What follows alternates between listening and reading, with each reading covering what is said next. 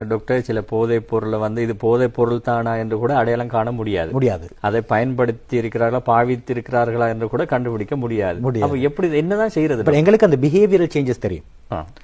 ஒரு தொடர்ந்தேர்ச்சியாக ஒரு பெற்றோருக்கு தெரியும் தன்னுடைய குழந்தையுடைய மாற்றம். படிப்பிலே ஆர்வம் குறைந்து போயிருக்கிறது, பாடசாலையிலிருந்து கம்ப்ளைண்ட் வருகிறது, நடவடிக்கை மாறி இருக்கிறது, தூக்கத்திலே பிரச்சனை இருக்கிறது, ரைட்? சாப்பாடு முறை, சாப்பாட்டுல பிரச்சனை, அதிகம் தூங்குவாங்களா இல்லாட்டி அதிகம் விழித்திருப்பாங்க. ஒரு சில வகையான போதைப் பொருட்களுக்கு அளவுக்கு அதிகமாக தூங்குவார்கள். சில வகையான போதைப் பொருட்களுக்கு தூக்கம் இல்லாமலே போய்விடும். போதைப் பொருட்களை பேரு சொல்வதை விட நான் 3 வகையாக பிரிக்கலாம். சில வகையான போதைப் பொருட்களுக்கு நாங்கள் சொல்லுவோம் டிப்ரெசன்ட் என்று சொல்வோம். அதாவது டிப்ரெசன்ட் என்று சொன்னால் அவர்களை அவருடைய வளமையான செயற்பாட்டை குறைத்துவிடும், மெதுவாக இருப்பார்கள்.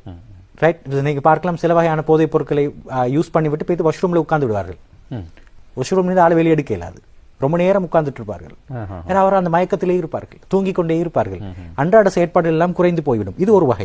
சுறுசுறுப்பு தன்மை இல்லாமல் போயிடும். வளமையை விட அவருடைய ஆர்வம் எல்லாம் குறைந்து போயிடும். அது ஒரு காம்னஸ் அவர்களுக்கு கொடுக்கும். நம்பர் 1. 2வது வகையான போதைப் பொருட்களுக்கு ஸ்டிமுலன்ட் என்று சொல்வார்கள், தூண்டலை ஏற்படுத்துவது. ஹைப்பராக மாறுவார்கள், எனர்ஜி கூட, வளமையை விட சக்தி கூடுதலா இருப்பார்கள், அளவுக்கு அதிகமாக பேசுவார்கள், எனர்ஜியாக வேலை செய்வார்கள். ரைட்? நீங்கள் பார்க்கலாம், சில வகையான விளையாட்டுகளை விளையாடுகிறவர்களுக்கு அவர்களுக்கு கண்டினியூஸான எனர்ஜி தேவைப்படுகிறது. அவர்களை மோட்டிவேட் பண்ணி, அவர்களை கன்வின்ஸ் பண்ணி இந்த வகையான போதைப் பொருட்களை அவர்களுக்கு வழங்குகிறவர்கள் இருக்கிறார்கள். ஸ்டிமுலன்ட் என்று சொல்வார்கள். வளமையை விட சக்தி கூடுதலாக இருக்கும். தூக்கம் போகாது, தூங்கவே மாட்டார்கள், இரவெல்லாம் முழித்துக் கொண்டு வேலை செய்வார்கள். இது 2வது டைப். 3வது டைப் இருக்கிறது, நாங்கள் சொல்லும் ஹலூசினேஜன்ஸ் என்று சொல்லிட்டு. ஹலூசினேஜன்ஸ் என்று சொன்னால் என்னன்னு சொன்னால், ஒரு வகையான மாய உலகத்தில் அவர்களை வாழ வைப்பது. அவர்கள் பூமியில் தான் இருப்பார்கள், ஆனால் வாழ்வது வேறெங்கேயோ, வேறொரு கற்பனை உலகத்தில் வாழ்வார்கள். எல்லாவற்றையுமே மறந்துவிட்டு அது அவர்களுக்கு பிடித்திருக்கும், சந்தோஷமாக இருப்பார்கள். நான் சொல்லும் ஈஃபோரிக் வேர்ல்டுன்னு சொல்லுவோம். அதாவது ஒரு வித்தியாசமான உலகத்தில் அவர்கள் வாழ்வார்கள். இந்த வகையாக பொதுவாக எல்லா போதைப் பொருட்களையும் இந்த 3 கேட்டகரிக்குள்ளே கொண்டு வரலாம். பேரண்ட்ஸுக்கு தெரிய வேணும், என்னுடைய வளமையான தன்னுடைய மகளுடைய செயற்பாடுகள் இப்போது எப்படி மாறி இருக்கிறார். முதலாவது விஷயம். அப்ப ஒருத்தருக்கு போதைப் பொருளுக்கு போவதற்கு முன்னால் இந்த ப்ரிவென்ஷன் மெத்தட்ஸ் எல்லாம் இருக்கிறது. அவேர்னஸ் கொடுக்க வேண்டும். இந்த மாதிரி நிறைய விஷயம் இருக்கிறது. ஒருவர் போதைப் பொருட்களுக்கு அடிமையாகிவிட்டார், என்ன செய்வது? சரி, நாங்கள் அந்த அடிமையாகி விட்டார் விஷயத்தை வாரத்துக்கு முன்னாடி டாக்டர், இப்ப நீங்க சொன்ன அந்த அறிகுறிகள் எல்லாம் தன்னை பிள்ளையில தெரியுது, சேஞ்சஸ் தெரியுது. அப்ப அந்த டைம்ல பேரண்ட்ஸ் என்ன செய்யணும்? பேரண்ட்ஸ் முதல்ல அந்த குறிப்பிட்ட பிள்ளையை கூப்பிட்டு கதைக்க வேணும், என்ன நடக்கிறது, இப்படி ஒரு சேஞ்சஸ் எங்களுக்கு தெரிகிறது. சில நேரம் அவர்கள் முதல்ல ஏற்றுக்கொள்ள மாட்டார்கள். அப்படி ஏற்றுக்கொள்ளாத போது சில மாணவர்கள் அல்லது சில பிள்ளைகள் என்று ஏற்றுக்கொள்வார்கள் வெளிப்படையாக. நான் இந்த ஃப்ரெண்டோட பேத்து இப்படி ஒரு விஷயத்தை நான் யூஸ் பண்ணினதான் என்று சொல்லி ஏற்றுக்கொள்வார்கள். ஏற்றுக்கொள்ளாத போது எங்களுக்கு இருக்கிற அடுத்த வழிமுறை என்னன்னு சொன்னால், அவர்களுக்கு சில வகையான மெடிக்கல் டெஸ்ட் இருக்கிறது. மெடிக்கல் டெஸ்ட்லேயே பொய் சொல்ல முடியாது. ரைட்?